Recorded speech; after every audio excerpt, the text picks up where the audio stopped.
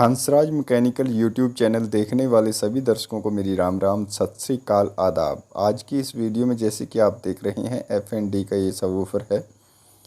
इसकी जो सप्लाई सड़ चुकी है, ख़राब हो चुकी है। इसको हमने ट्रांसफार्मर के ज़रिए पहले आपको चेक करके दिखाएंगे कि ट्रांसफार्मर किस तरह से हम लगा सकते हैं, और इसकी सप्लाई है जो साथ की वो भी रिपेयर करके दिखाएंगे। इसके अंदर मतलब कि आपको लास्ट तक बने रहना वीडियो के अंदर, ताकि आपको अच्छी तरह से समझ में आ सके कि किस तरह से किन किन तरीक़ों से हम इसे ठीक कर सकते हैं। आप देख सकते हैं हमने ये ट्रांसफार्मर है जो लगाया हुआ है। ये दोनों की दोनों जो लाल वाली वायर हैं, इसकी 220 AC वाली, जो यहाँ से मेन सप्लाई है और मेन स्विच के थ्रू आती है। ये इस तरह से आप देख सकते हैं। यहाँ पर जो नीचे इसके टांके लगे हुए हैं, यहाँ पर लगा दिए हैं हमने। और जो इसकी आउटपुट वाली वायरें हैं, ये 12012 की, ये हमने आपने देखा 2 एम्पियर का ट्रांसफार्मर है। ये सिर्फ चेक करके आपको दिखाने के लिए है सारा कुछ। ये यहाँ पर मतलब कि जहाँ पर दोनों कैपेसिटरों के नेगेटिव और पॉजिटिव जुड़ते हैं, वहाँ पर ये नीली वायर है जो कॉमन वायर होती है बीच वाली, वो लगाई है। ये कैपेसिटर के जहाँ नेगेटिव पॉजिटिव जुड़ेंगे उसी को हम ग्राउंड बोलते हैं। और इसके अंदर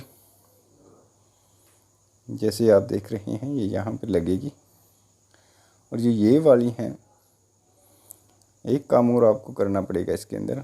ये डायोड हैं जैसे, ये भी हमने चेंज किए हैं। ये 5408 मतलब 5408 हैं जो, ये पहले इसके अंदर ये वाले डायोड थे, क्योंकि ये फ्रीक्वेंसी के हिसाब से, एम्पेयर के हिसाब से होते हैं। SMP के अंदर हाई फ्रीक्वेंसी होती है, तो इस कारण से ये डायोड हमने निकाल करके, और ये 5408 डायोड हैं जो इसके अंदर लगा दिए हैं। बाकी तो सेम ही लगेंगे, लेकिन जो 2 बीच वाले डायोड आप देख रहे हैं, ये क्रॉस करके आपको लगाने पड़ेंगे, क्योंकि रेक्टिफायर इसी हिसाब से बनेगा। SMP के अंदर हैं जो डायरेक्टली लगे होते हैं, क्योंकि उसकी हाई फ्रीक्वेंसी होती है, आपको पता ही है। ये देख सकते हैं आप, दिखाने की पूरी कोशिश करेंगे आपको। ये इस तरह से आपको लगाने हैं। डायोड निकाल करके हमने लगाए हैं, क्योंकि अगर हम लगातार लगे रहेंगे तो वीडियो काफ़ी लंबी हो जाएगी। अगर आप ट्रांसफार्मर मतलब कि यूज करना चाहते हैं, जैसे कि आप पिक्चर के अंदर देख रहे हैं, इस टाइप से हमने समझाने की मतलब कि वो कोशिश करी है पूरी। ये इस तरह से आप लगा सकते हैं। ये देख सकते हैं आप, ये इस तरह से 5408 नंबर ये डायोड है। लगभग 3 एम्पियर का एक डायोड होता है। और क्या करना है, ये कट भी कर देने हैं आपको, आगे वाली सप्लाई है जो। और यहाँ से भी SMP की तीनों की 3 पिनें आपको कट करनी पड़ेंगी, जैसे हमने कर रखी हैं, तब जा कर के आपका ट्रांसफार्मर लगेगा। अब हमने तारें वगैरह लगा दी हैं, अब आप देख ही सकते हैं इसकी साउंड वगैरह। अब हमने सप्लाई दे दी है इसको। ये जैक वगैरह का ध्यान रखना है, सेम लगाने हैं। अब आवाज़ देख सकते हैं आप इसकी।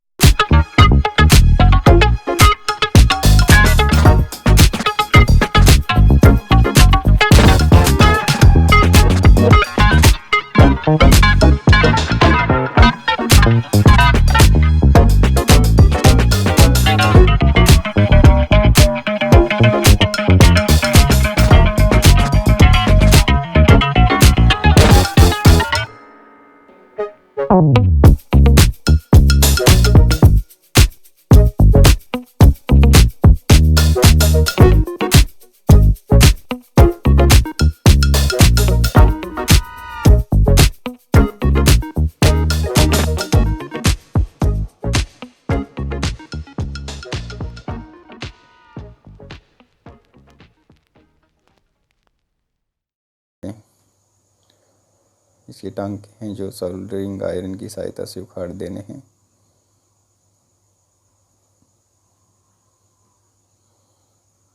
इस तरह से आप, थोड़ा आयरन कम हीट है, अभी लगाया था।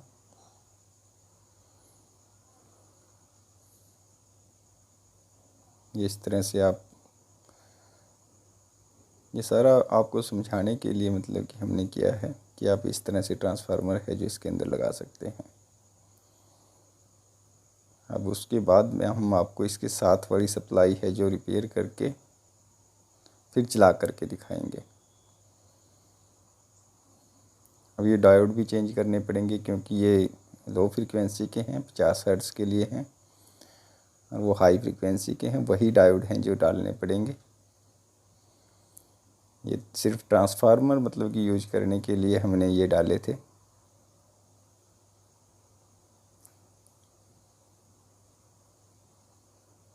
अब ये निकाल करके हमें वही डायोड हैं जो चेंज करने पड़ेंगे।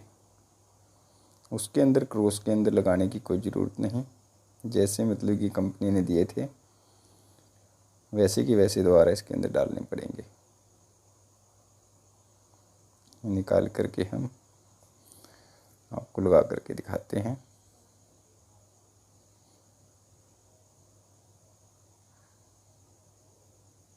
देख सकते हैं आप, इस तरह से निकल जाएंगे। अगर ये देख लीजिए, हमने चारों के चार डायोड निकाल दिए हैं। अब वही जो हाई फ्रीक्वेंसी के डायोड होते हैं, या डायोड कई तरह के होते हैं। नेगेटिव पे नेगेटिव, ये सिल्वर वाली पट्टी है जो ये चूंच वाली साइड लगेगी, ये नेगेटिव होती है। लेकिन डायोड हमेशा उल्ट ही काम करता है, ये भी ध्यान रखना है आपको। क्योंकि जो हमारी घरों के अंदर एसी करंट आता है उसके अंदर नेगेटिव भी होती है और पॉजिटिव भी होती है। और डायोड का काम ही यही है कि नेगेटिव को नेगेटिव की तरफ और पॉजिटिव को पॉजिटिव की तरफ, इसी तरह से रेक्टिफायर के द्वारा हम डीसी के अंदर कन्वर्ट करते हैं। देख सकते हैं आप, ये चूंच वाली साइड है जहाँ पर जैसे सिंबल दिया गया है, वहाँ पर सिल्वर वाली पट्टी है जो हमें डालनी पड़ेगी। सिरा है जो इसका डायोड का, जिस तरह से मैं डाल रहा हूँ इसी तरह से आपको डालने हैं। इसके ऊपर निशान भी मतलब कि दिया गया है, साइन भी दिए गए हैं कंपनी की तरफ से।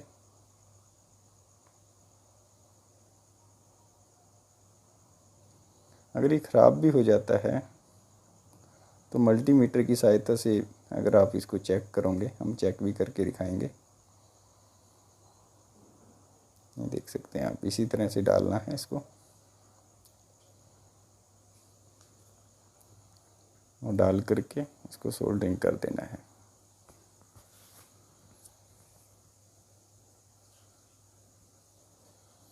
मल्टीमीटर की सहायता से आप चेक कर सकते हैं। एक ही साइड मतलब कि इसकी कंटिन्यूटी आएगी, एक ही साइड बोलेगा ये,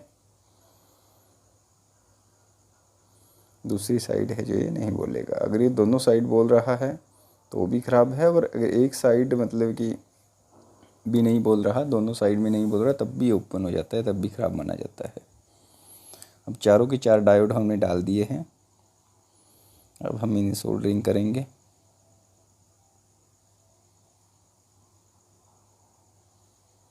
ये जो वायर देख रहे हैं आप, सोल्डर देख रहे हैं, काफ़ी मतलब कि पतली है, लगभग 24 गेज के आसपास है। ये मोबाइल के लिए यूज करते हैं रिपेयरिंग के अंदर।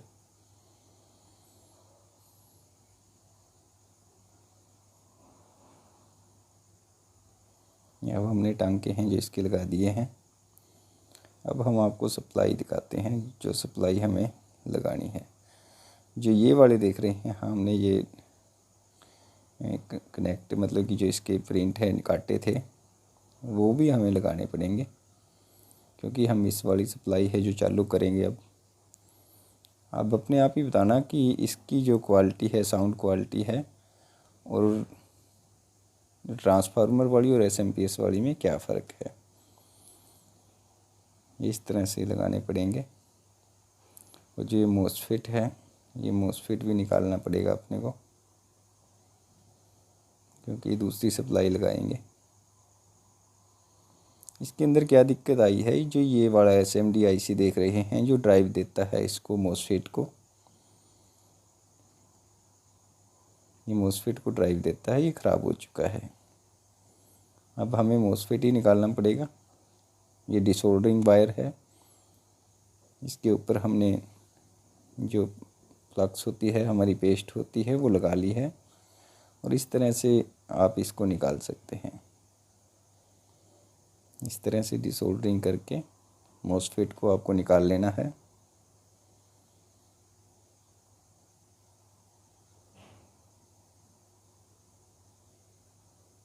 आसानी से निकल जाएगा।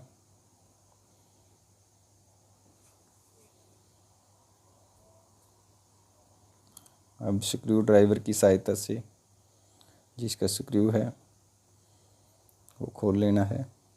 काफ़ी मतलब कि इसके अंदर बारीक सी चूड़ियाँ होती हैं।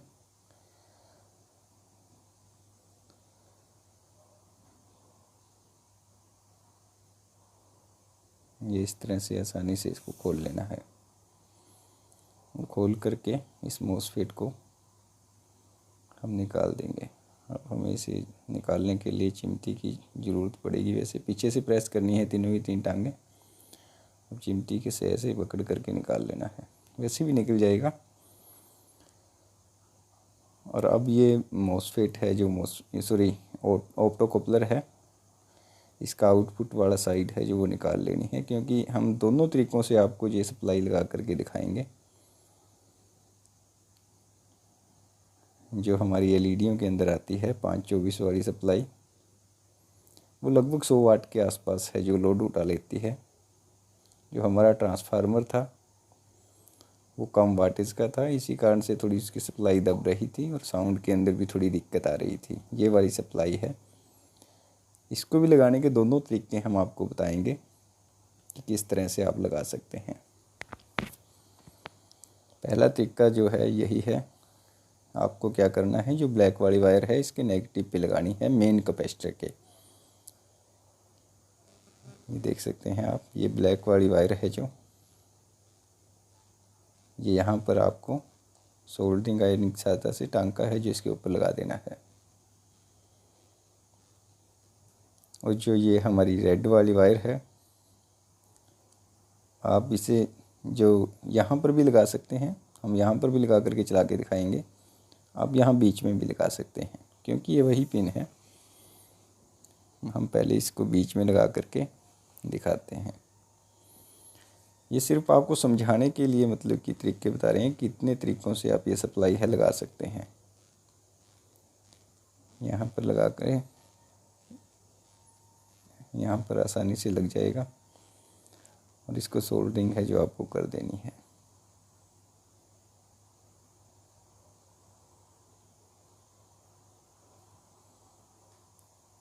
अब जो हमारी ऑप्टोकपलर वाली हैं, ऑप्टोकपलर के ऊपर आपको पता ही है एक बिंदी होती है जो 1 नंबर वाली, उसी तरह से आपको यहाँ पर भी 1 नंबर है जो दिया हुआ है जहाँ से ऑप्टोकपलर निकाला था, उसी तरह से लगाना है आपको। 1 नंबर पे 1 नंबर और 2 नंबर पे 2 नंबर।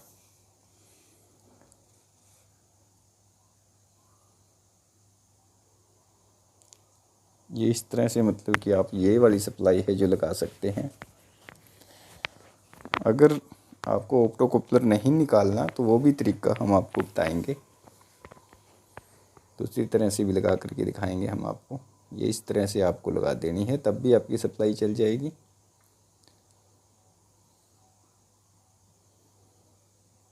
ये इस तरह से।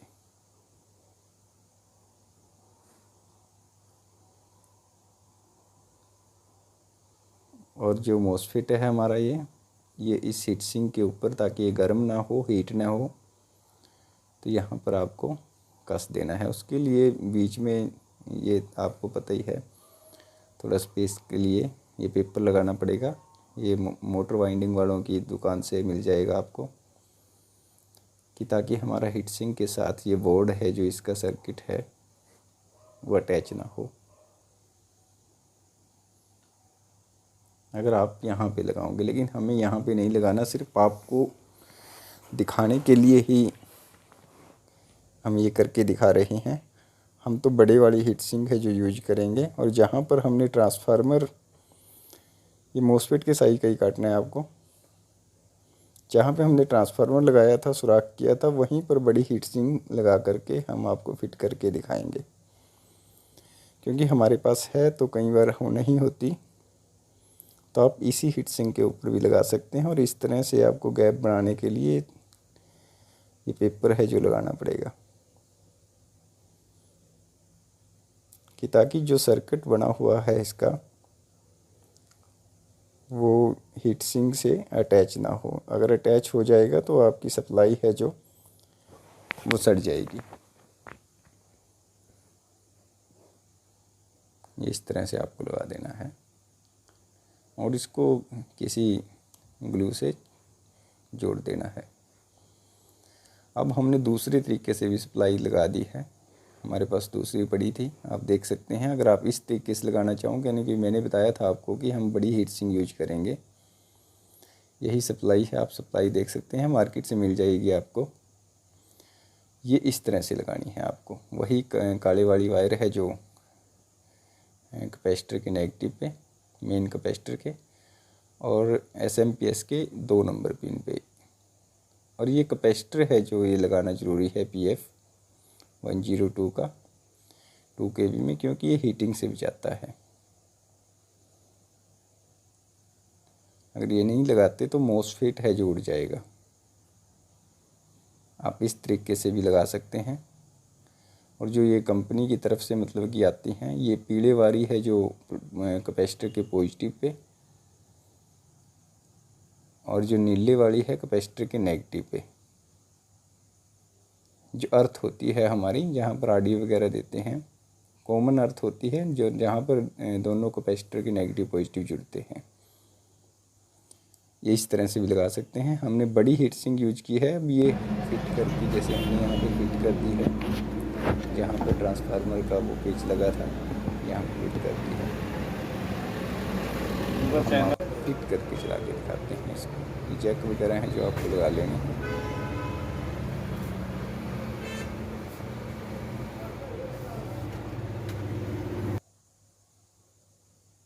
अब आप इसकी आवाज़ है जो चेक कर सकते हैं।